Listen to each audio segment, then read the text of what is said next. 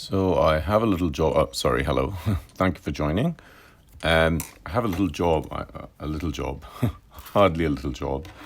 I have a couple hundred place cards and plasma envelopes to do. Something that I don't normally do. But this client is a friend of mine, and she ran into some problems because it's not a very well-known script in the UK. So, as I'm about to set off on this practice, I thought I would run through the letters here so that you could see them as well.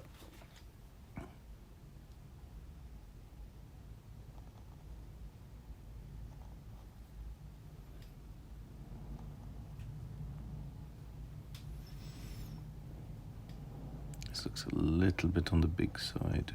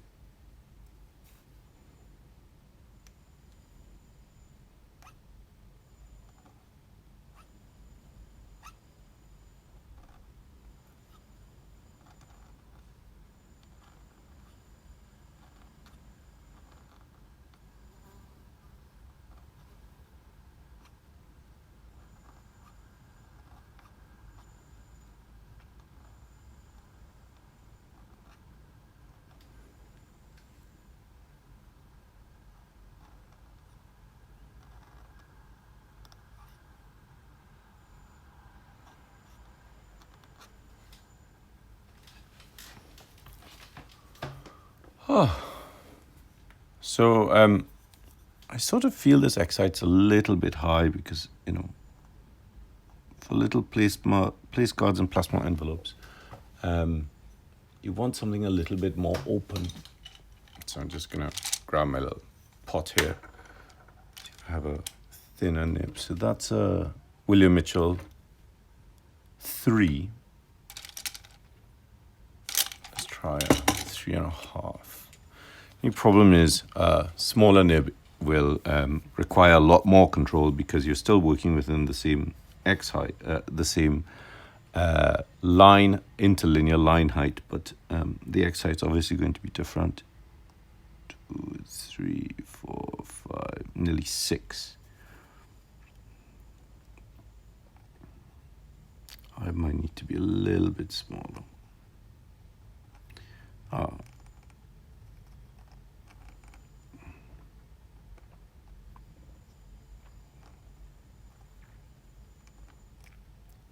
That'll be more legible on a smaller scale.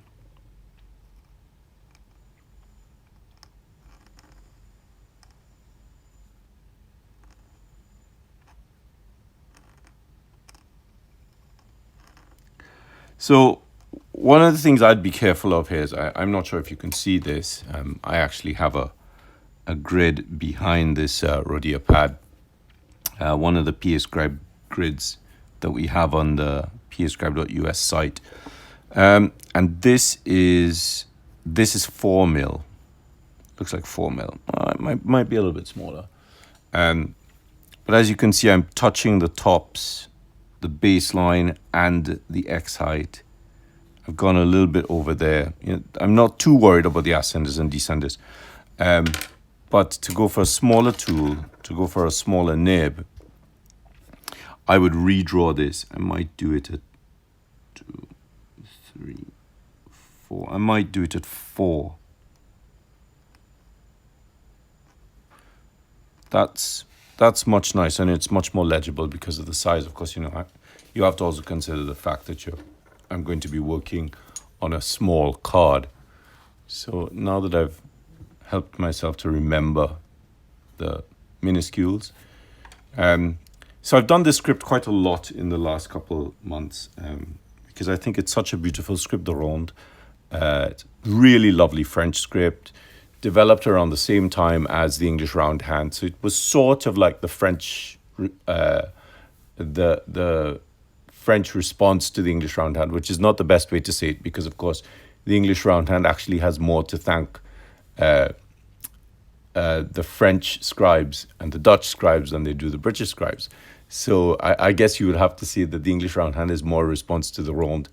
But that's sort of splitting hairs. Now, I don't have an exemplar in front of me.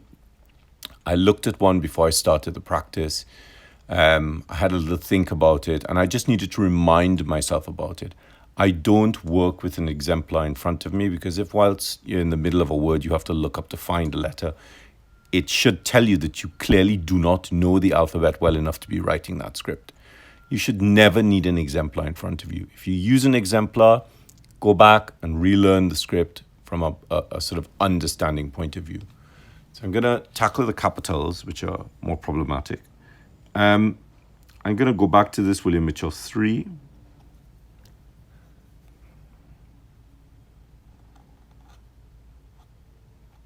So this is a typical A in Ronde.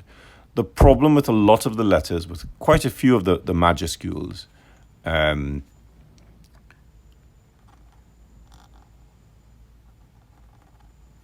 that's D.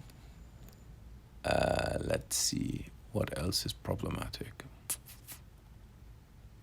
The T is a little bit tricky because it's this, and the U is this. So what I suggested to the client was to anglicize some of the letters. So I would do, because I know that the base structure of the script is still, so you have a line of universal beauty. It's an upright version of it. And you can do this, and you can come back out. So I would do this. So of course, the smaller nib would work better in a situation like this because it won't allow for filling in.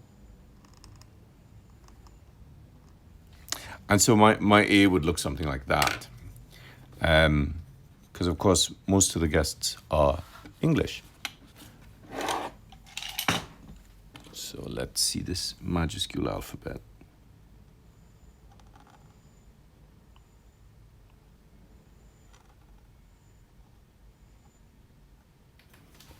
Now, also in the Ronde, they did use some flourishes, so I can do this if I wanted to. It might be a little bit too decorative on a small card.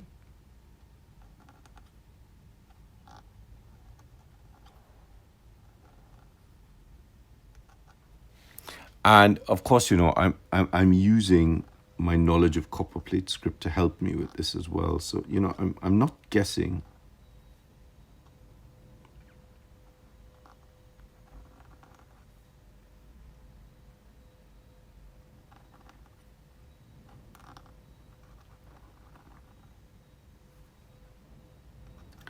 And I think, of course, this is more recognizable than this is.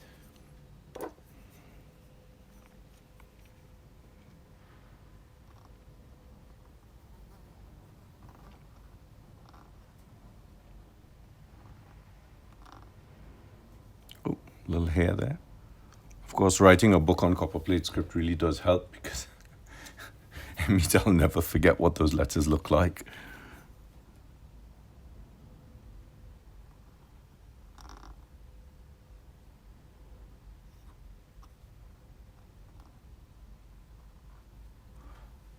And of course, I didn't make the F, the stem of the F, the full height of the cap line, of the cap height, because that's the cap height there. So I made it a little bit shorter. So this is one of the things I look at in the copper plate script manual, leaving enough space so that the letters have a relationship to each other.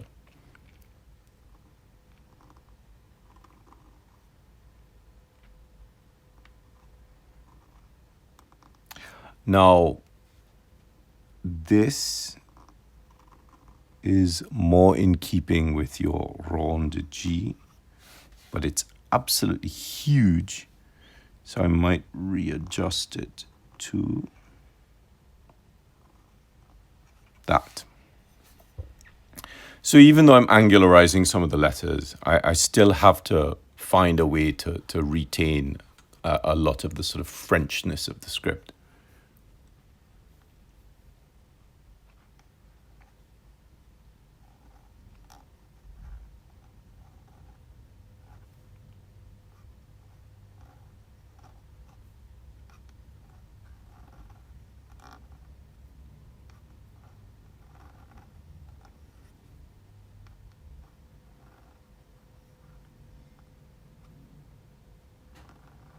Now, this is something I don't really like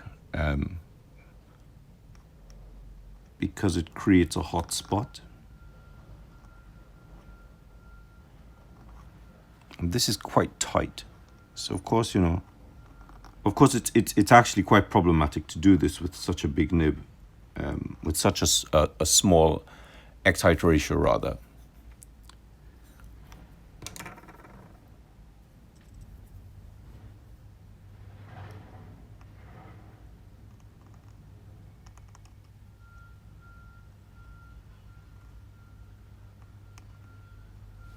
Of course, the other problem is the Ronde is very round, which means it has a ton of lateral spread.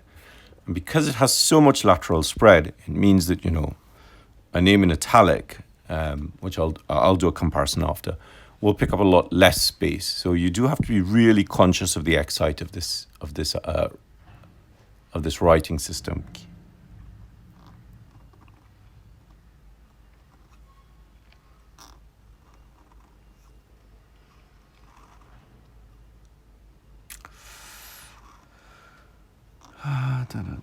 One and two and this is up and over. 1 and 2 and 3 and 4 and 5 and 6 and 7 and 8 and 9.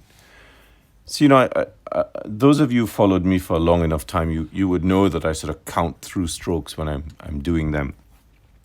So I count through the strokes to help slow me down. And again, this is something that I was very conscious to look at in the manual. So I call this variable velocity.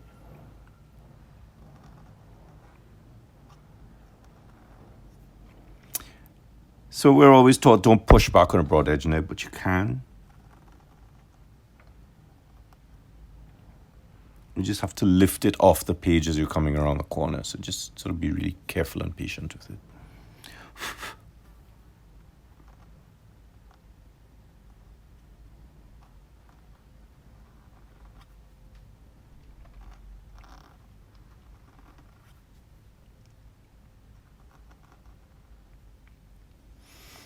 So they would tend to keep the Q within the line. Only problem is that looks like a 2. So again, you do have to be sort of conscious of who is going to be reading the text.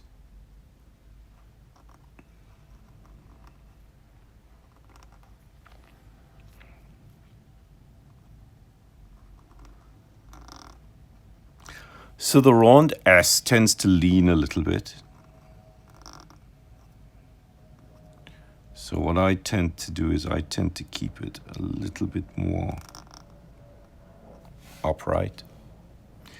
And this is the T, which I showed you earlier on, which I find English speakers struggle with. So I would probably opt for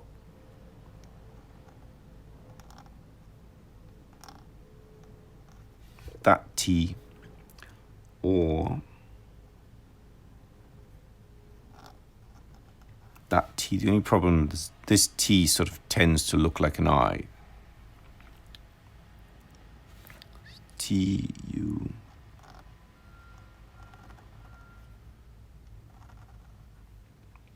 V is up and out and down and through and back and tilt and out.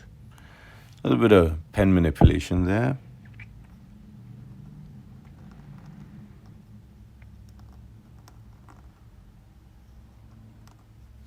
So as much as I love this letter, it looks like a flourish gone crazy. So I would probably change it a little bit.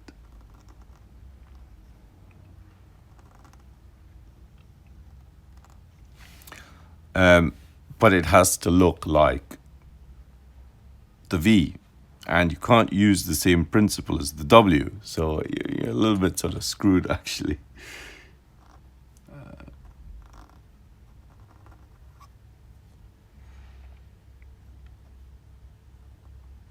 Hopefully there won't be too many X's. Now, you can do this slightly differently. You could tackle this way and come down and over and under. So that's nicer. This works more easily because you're sort of keeping within the structure of these curling shapes. Unlike the U. And a little bit of manipulation there, and there, and there, and there. So hopefully we won't have too many V's and W's and X's and Y's and Z's, and maybe some S's and T's, and possibly some Q's. So that's this alphabet, which is the French Ronde. I'll just write it here.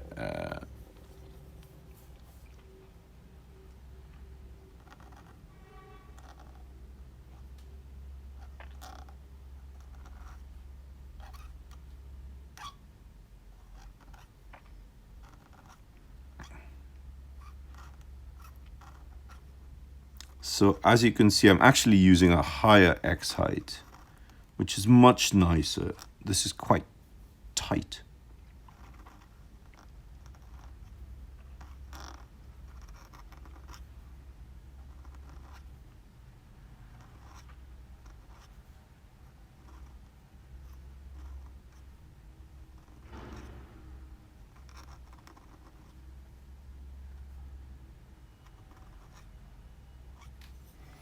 And I did mention a little bit of a comparative analysis.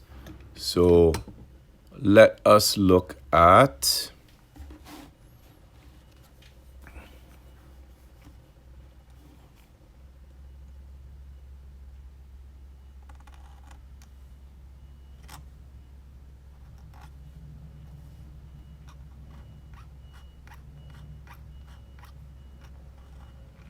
so this is my upright italic.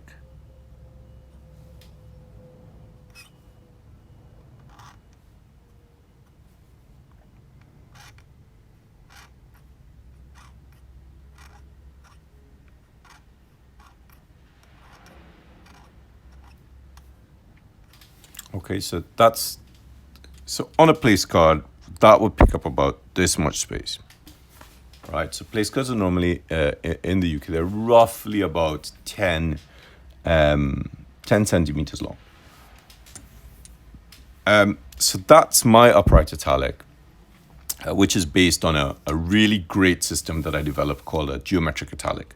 But when you see the Ronde next to it, so let's look at the X height here. So the Ronde next to this would be, already I'm having to start lower.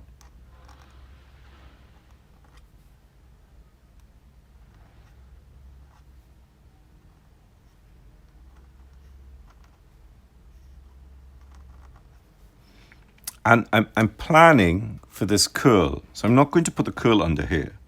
So look at how much space I have to leave to get this to work.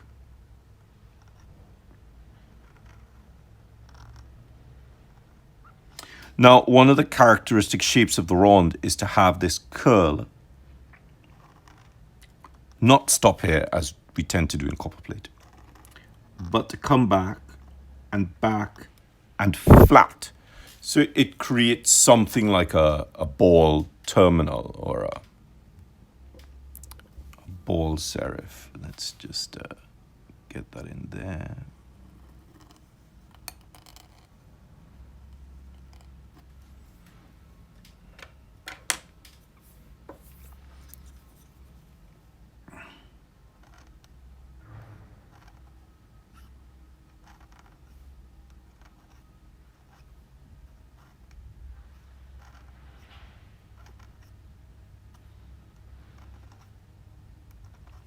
So that's a big name.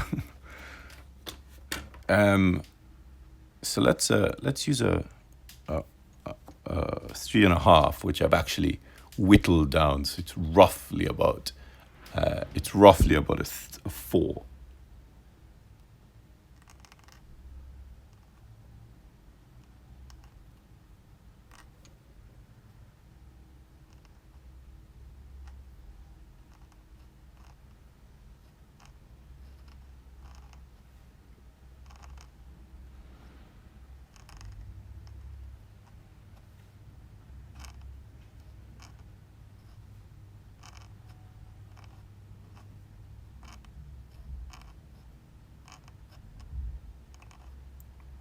So that's roughly about that size. But of course, you know, I would normally use this to write.